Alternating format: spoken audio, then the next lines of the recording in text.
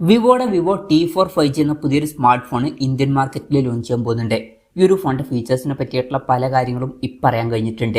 അതുപോലെ തന്നെ വിലയെ പറ്റിയിട്ടുള്ള ചില ന്യൂസുകളും പിന്നെ ഏകദേശം ലോഞ്ച് ടൈമിനെ കുറിച്ചിട്ടുള്ള ചില ന്യൂസുകളും ഇപ്പം പുറത്ത് വന്നിട്ടുണ്ട്. എന്തായാലും ഈ ഒരു വീഡിയോയിൽ നമ്മൾ നോക്കാൻ പോകുന്നത് വിവോ T4 5G എന്നുള്ള സ്മാർട്ട് ഫോണിനെ പറ്റിയിട്ടാണ്. അപ്പം നമ്മൾ ആദ്യം ഫീച്ചേഴ്സും കാര്യങ്ങളൊക്കെ നോക്കുകയാണെന്നുണ്ടെങ്കിൽ ഡിസ്പ്ലേയുടെ കാര്യത്തിൽ വിവോ T4 5Gയിൽ 6.6 ഇഞ്ചിൻ്റെ ഫുൾ HD+ ഡിസ്പ്ലേ വരുന്നതായിരിക്കും. AMOLED ഡിസ്പ്ലേയുമായിട്ടായിരിക്കും ഈ ഒരു സ്മാർട്ട് ഫോൺ വരിക. കോഡ് കൗട്ട് ഡിസ്പ്ലേ ആയിരിക്കും ഇതിൽ വരിക. ഇപ്പം വിവോ T3 5Gയിൽ ഫ്ലാറ്റ് ആയിട്ടുള്ള ഡിസ്പ്ലേ ആയിരുന്നു വന്നിട്ടുണ്ടായിരുന്നത്. അപ്പം കോഡ് കൗട്ട് ഡിസ്പ്ലേ എന്ന് പറയുന്നത് ഒരു ചേഞ്ച് തന്നെയായിരിക്കും. പഞ്ചോൾ ഡിസൈൻ ഇതിൽ വരുന്നതായിരിക്കും. പഞ്ചോൾ വരിക ടോപ്പ് സെൻറ്റർ ഭാഗത്തായിട്ടായിരിക്കും. 120 ഹെർട്സിൻ്റെ റിഫ്രഷ് റേറ്റ് ഒക്കെ ഇതിൽ സപ്പോർട്ട് ചെയ്യുന്നതായിരിക്കും. അപ്പം അത്യാവശ്യം തിരക്കുള്ള നല്ല ഡിസ്പ്ലേ ഫീച്ചേഴ്സ് ഈ ഫോണിൽ വരുന്നതായിരിക്കും. പിന്നെ in display finger print sensor ഇതിൽ വരും. ഫോണിൻ്റെ വെയിറ്റ് വരിക ഏകദേശം 195 ഗ്രാം ആയിരിക്കും. തിക്നെസ് വരിക 8.1 mm ആയിരിക്കും. ഇനി പ്രോസസ്സറിന്റെ കാര്യത്തിലോട്ട് വരികയാണെന്നുണ്ടെങ്കിൽ സ്നാപ്ഡ്രാഗൺ 7s Gen 3 എന്ന പ്രോസസ്സറുമായിട്ടായിരിക്കും ഈ ഒരു സ്മാർട്ട് ഫോൺ വരിക. ഇപ്പം പഴയ വിവോ T3യിൽ MediaTek Dimensity 7200 എന്ന പ്രോസസ്സറാണ് വന്നിട്ടുള്ളത്. അതിൽ നിന്ന് ഇത് ചെറിയൊരു അപ്ഗ്രേഡും കാര്യങ്ങളൊക്കെ തന്നെയായിരിക്കും. പിന്നെ 5G സപ്പോർട്ടും കാര്യങ്ങളൊക്കെ ഇതിൽ വരും. ഈ ഒരു ഫോണിന്റെ ബേസ് വേരിയന്റിൽ 8GB റാമും 128GB ഇന്റേണലും വരുന്നതായിരിക്കും.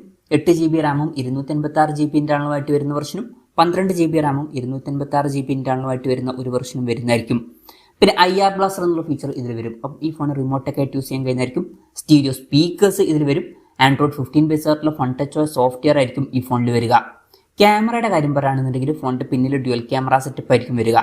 50 മെഗാപിക്സലിലെ Sony IMX88 main camera sensor വരുന്നതായിരിക്കും. OSന്റെ സപ്പോർട്ട് വരും. പിന്നെ 2 മെഗാപിക്സൽ ഒരു സെൻസറും ഇതിൽ വരുന്നതായിരിക്കും.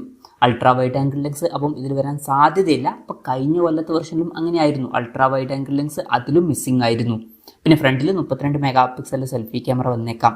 പിന്നെ ഈ ഫോണിന്റെ ഹൈലൈറ്റ് ആയിട്ടുള്ള ഒരു ഫീച്ചറായിട്ട് വരാൻ പോകുന്നത് ഇതിന്റെ ബാറ്ററി ആയിരിക്കും. 7300 mAh ബാറ്ററി ഇതിൽ വരും. ആ ഒരു ബാറ്ററി കപ്പാസിറ്റി എന്ന് പറയുന്നത് വളരെ കൂടിയൊരു ബാറ്ററി കപ്പാസിറ്റിയാണ്. അതുപോലെ തന്നെ 90 വാട്ടിന്റെ ഫാസ്റ്റ് ചാർജിംഗ് സപ്പോർട്ടും വരുന്നതായിരിക്കും. അത് നല്ലൊരു ചാർജിങ് സ്പീഡുമാണ്. പിന്നെ Type-C ചാർജിംഗ് പോർട്ടും ഇതിൽ വരും. അപ്പം വളരെ മികച്ചൊരു ബാറ്ററി സെറ്റപ്പ് ഈ ഫോണിൽ വരുന്നതായിരിക്കും. അപ്പം ഇതൊക്കെയാണ് മൊത്തത്തിൽ ഫീച്ചേഴ്സിനെ പറ്റി പറയാനുള്ള കാര്യങ്ങൾ. ഇനി ലോഞ്ച് ഡേറ്റിൻ്റെ കാര്യം പറയുകയാണെന്നുണ്ടെങ്കിൽ കറക്റ്റ് ലോഞ്ച് ഡേറ്റും കാര്യങ്ങളൊന്നും പറയാൻ കഴിഞ്ഞിട്ടില്ല. എന്നാലും പറയപ്പെടുന്നത് ഏപ്രിലിൽ തന്നെ ഈ സ്മാർട്ട് ഫോൺ ഇന്ത്യൻ മാർക്കറ്റിൽ ലോഞ്ച് ചെയ്യുമെന്നാണ്. അപ്പം അടുത്ത് തന്നെ ഈ ഫോണിൽ ലോഞ്ച് ചെയ്യുന്നതായിരിക്കും. ഈ ഫോണിൻ്റെ കറക്റ്റ് ലോഞ്ച് ഡേറ്റിനെ പറ്റിയിട്ടുള്ള ന്യൂസുകളൊക്കെ വരുമ്പോൾ അതിനെ പറ്റിയിട്ടുള്ള വീഡിയോസൊക്കെ നമ്മൾ ചെയ്യുന്നതായിരിക്കും.